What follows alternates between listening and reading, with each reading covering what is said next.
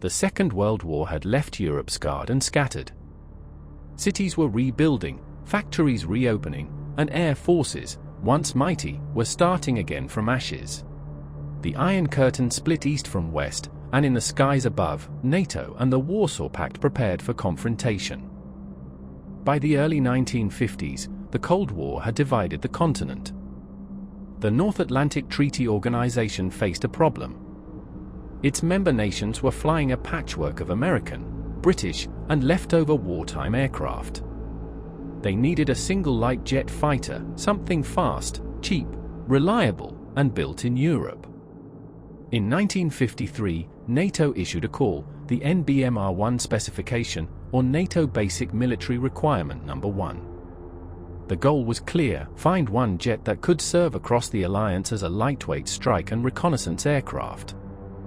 It had to be rugged enough for short runways, simple enough for mass production, and nimble enough to hold its own in a dogfight. Italy's Fiat, under the leadership of designer Giuseppe Gabrielli, stepped up to the challenge. Gabrielli had already designed the Fiat G91 Centauro in World War II, one of Italy's finest piston fighters. Now, he would bring Italian elegance and engineering to the jet age. At first glance, the G91 looked modest, even simple, but that was its genius. It was compact and lightweight, with clean lines and a swept wing of 37 degrees. Its single Bristol Siddeley Orpheus turbojet produced around 5,000 pounds of thrust, giving the aircraft a top speed of over 660 miles per hour, close to Mach 0.9. Gabrielli's team designed the aircraft with practicality in mind. The G91 could take off from rough airstrips just 1,000 meters long, making it perfect for Europe's frontline airfields. It carried for 12.7mm Browning machine guns or two 30mm Deffer cannons, plus bombs or rockets on underwing pylons. The cockpit was positioned high for excellent visibility.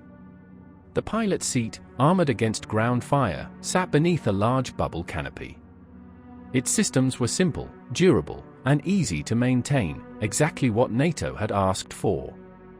When the G91 first flew on August 9, 1956, test pilot Riccardo Bignamini took it skyward from Kassel near Turin. The little jet flew beautifully, light on the controls, stable at low altitude, and surprisingly agile. Over the next few years, it competed against designs from across Europe, the French Dassault Étendard 6, the British Folland Nat, and others. When NATO concluded its trials in 1958, the Fiat G91 came out on top. It was declared the official NATO light fighter, the aircraft that could unify the alliance's tactical air forces. It was a triumph for Italy, the first time a post-war Italian design had beaten powerful British and French competitors on the international stage. But politics is as dangerous as combat. Although NATO had chosen the Fiat G91 as its standard light fighter, national pride soon interfered. France and Britain, both unwilling to fly an Italian jet, withdrew from the program. Each nation decided to pursue its own designs. The dream of a single NATO aircraft evaporated before it could begin. Only West Germany, Italy, and Portugal adopted the G91 in significant numbers. Still, that meant hundreds of aircraft were built, and the jet would go on to serve loyally for decades. Germany's Luftwaffe ordered the G91, equipped with two 30mm Deffer cannons, cameras for reconnaissance, and for underwing pylons for ordnance. Italy used several variants for attack and the G91T as a two-seat trainer. Production ramped up. Fiat in Italy and Dornier in Germany built the aircraft under license, while Portugal later received refurbished examples. In total, more than 770 G91s were produced between 1956 and 1977. The little jet soon earned a reputation for toughness. It could fly from grass fields, withstand punishment, and deliver pinpoint ground attack strikes. Its maintenance crews loved it, and pilots admired its responsiveness. In an age of supersonic giants, the G91 proved that agility and simplicity still had their place. For years, the G91 served quietly across Europe, training, patrolling, and waiting. But its first real test would come far from the Cold War front lines, in Africa. During the Portuguese colonial wars of the 1960s and early 1970s, Portugal deployed the G91 to Guinea-Bissau, Mozambique, and Angola. There, the jet proved invaluable in harsh conditions.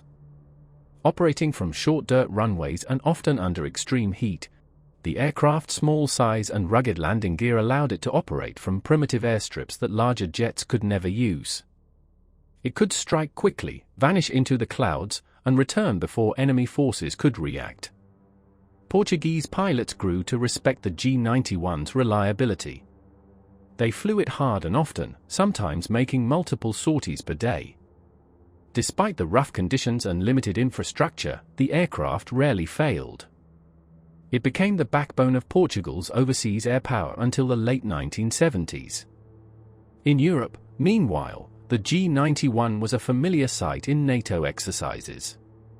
It flew alongside F-10 for starfighters, F-86 Sabres, and Mirage 3s. Although it lacked the blistering speed of supersonic interceptors, it excelled in low-altitude strike missions, reconnaissance, and pilot training. By the late 1960s, jet technology was moving fast. Supersonic aircraft like the F-10 for starfighter, Dassault Mirage 3, and English Electric Lightning had changed the rules of aerial combat. The subsonic G91, though loved and respected, was nearing the limits of its design. Gabrielli and his team sought to modernize it. They developed the Fiat G91Y, nicknamed the Yankee, featuring twin General Electric J85 engines, greater thrust, more fuel, and improved avionics.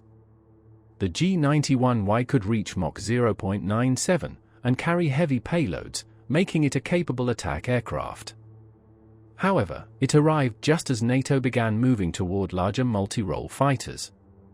The G91Y served mostly in Italian squadrons, bridging the gap until the arrival of the AMX International, another Italian-designed light strike aircraft that entered service in the late 1980s.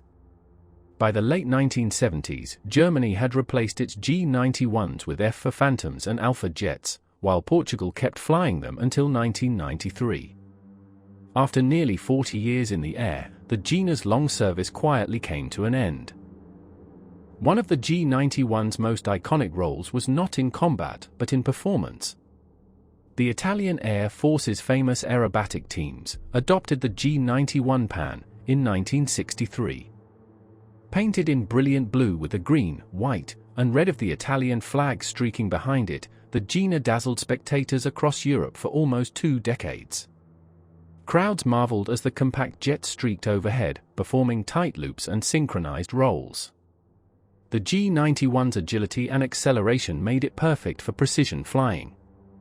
It became a national symbol, a proud reminder of Italy's return to technological prominence after the war. For many Italians, the sight of the G91 soaring in formation was more than entertainment. It was proof that the country's aviation industry had survived, recovered, and risen again. Looking back, the Fiat G91 stands as a symbol of Europe's rebirth after the war. It was proof that European nations could design and build modern jet fighters without relying entirely on the United States. For Italy, it was more than a military asset, it was a point of pride, a statement that the nation could innovate on its own terms. For Germany, it was a trustworthy partner during the tense decades of the Cold War. And for Portugal, it was a rugged workhorse that carried the burden of colonial conflict far from home. In many ways, the G91's greatest achievement was not its performance, but its unity. It was the aircraft that NATO wanted to standardize across Europe, a symbol of cooperation that might have simplified logistics and strengthened the alliance. Though politics stopped that dream, the G91 proved what European engineering could achieve when united by purpose. Even today, aviation museums across Europe proudly display restored examples of the G91, small, sleek, and full of character. Visitors are often surprised at how compact it is, yet how advanced it was for its time. The G91 story is one of quiet success. It never made headlines for aerial duels or supersonic records, but it earned the respect of those who flew and maintained it. It was an honest aircraft, simple, tough, and effective, and it served faithfully for nearly 4 decades. When the Fiat G91 first took to the air in 1956, Europe was still learning how to live in peace. Its designers sought not just to build a jet, but to rebuild a continent's confidence. From the skies of Germany to the jungles of Africa, from NATO exercises to airshows above Rome, the G91 proved that sometimes the smallest aircraft can carry the heaviest legacy. It may never have been a household name like the Phantom or the Mirage, but among those who remember, the Fiat G91 remains a legend, the little jet that brought Europe together, one flight at a time.